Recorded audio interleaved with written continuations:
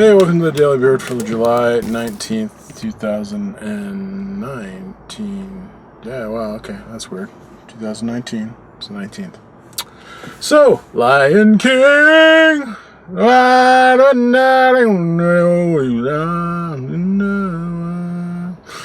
I saw The Lion King today, not by choice. I saw The Lion King for work. We had I think 25 or 26 tickets in total for our program for where I work. So yeah, that happened, and I saw Lion King. So let's talk about it. The Lion King. Now, this is a cash grab, straight up.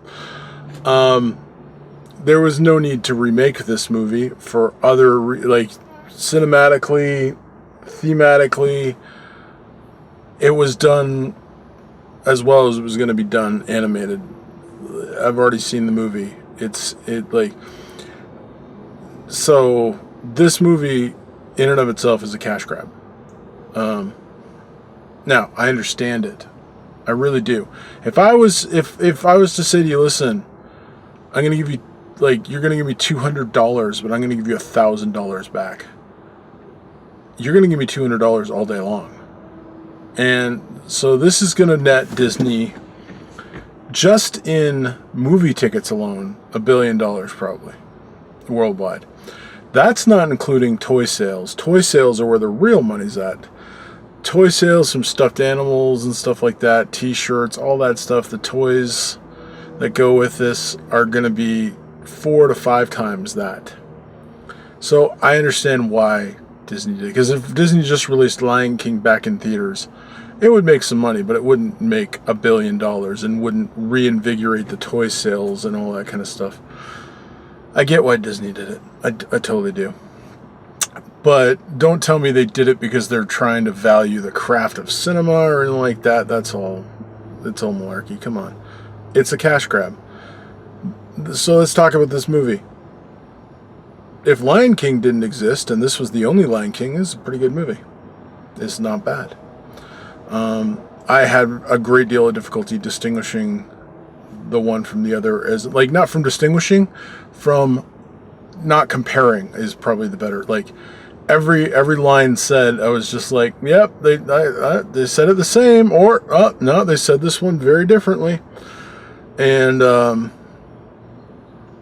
the cast is great. It has a fantastic cast overall. Although a few members of it, I think, are miscast, but I understand why they're there, but they're miscast. I'm not going to say who. Let's say. Excuse me. Got cold.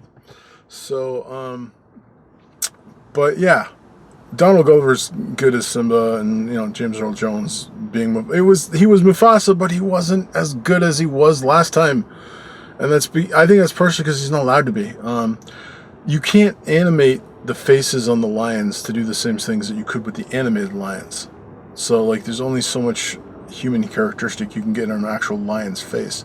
Whereas when it was actual animated, you can get away with a lot of things, anthropomorphic the face and stuff like that, and there's a lot you could do.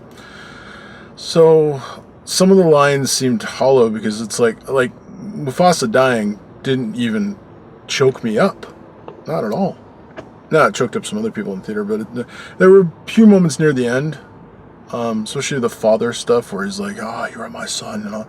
I'll be honest, I got a little choked up, but it's playing. Part of it was playing on the nostalgia, and the music did a lot of heavy lifting. The music, written by Hans Zimmer, who did the original score, literally wrote a new score, but the score is basically him vamping on himself.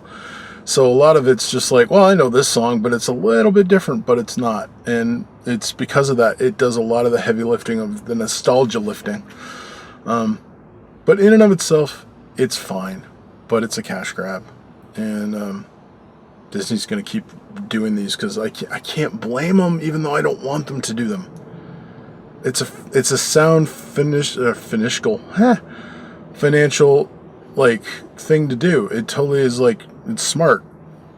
Cinematically, it's stupid, but financially, it's very smart. and they're just going to keep doing this. Now, I will say I find them to be a bit full of themselves, because like the new Mulan movie,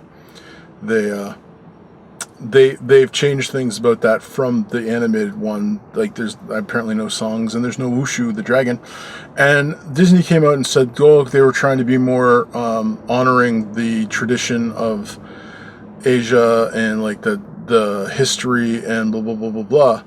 And I'm like, oh, that's nice. So they've cut out all the music and all the fun stuff, but the movie's in English, because that's honoring, the source material of where Mulan came from.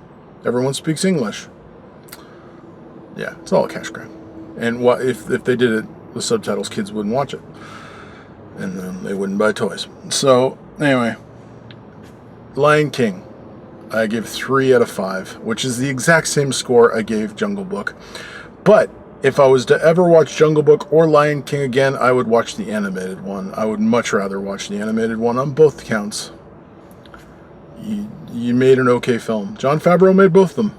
He's a good director. They're unnecessary, but I understand why they're made. So, yeah, I give them both 3 out of 5. And, yeah, it's not bad. It's just, it relies a lot on nostalgia. And again, the music does a lot of heavy lifting. So, that's all I got.